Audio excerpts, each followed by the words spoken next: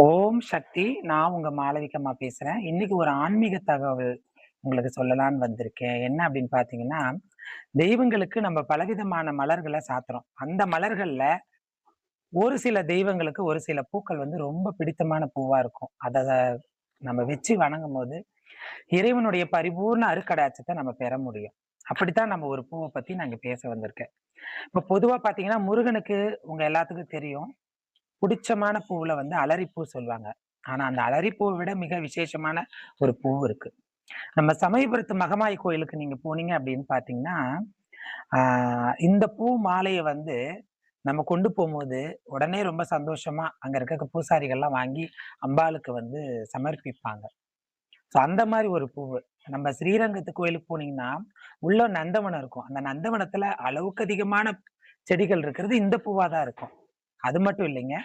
கேரளா கோயில்கள்ல பார்த்தீங்கன்னா, அங்க போய் புஷ்பாஞ்சலின்னு சொல்லி, இறைவனுக்கு நம்ம எப்படி அர்ச்சனை பண்றோமோ, அதே மாரி அவங்களும் அர்ச்சனை பண்ணுவாங்க. அந்த அர்ச்சனை பண்ணும்போது பார்த்தீங்கன்னா, இந்த பூவ கொண்டு அர்ச்சனை பண்ணுவாங்க.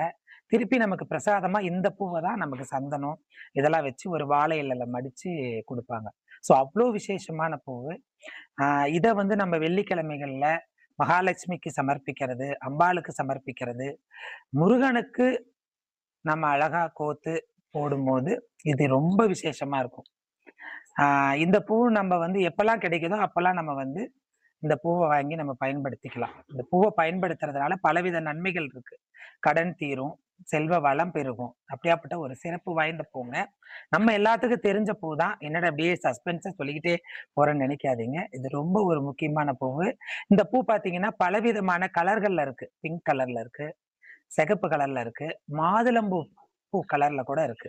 நெறைய பேர் வந்து இது வந்து இப்ப கண்டுபிடிச்சிருப்பீங்கன்னு நான் நெனைக்கிறேன். ஆமாங்க.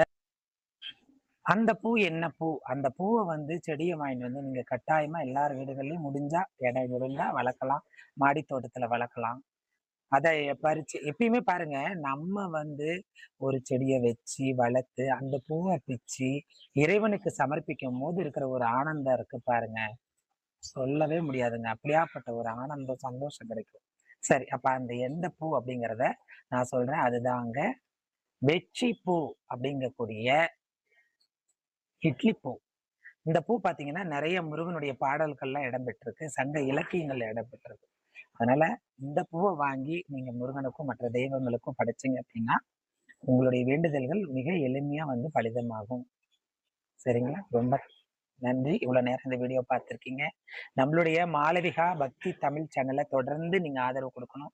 தொடர்ந்து சப்ஸ்கிரைப் பண்ணி, இது மாரி இன்னும் நெறைய விஷயங்கள் நான் உங்களுக்கு சொல்ல இருக்கேன். அதனால தொடர்ந்து நம்ம இத ஃபாலோ பண்ணி, சப்ஸ்கிரைப் பண்ணி, உங்க நண்பர்களுக்கு எல்லாத்துக்கும் ஷேர் பண்ணுங்க. நன்றி.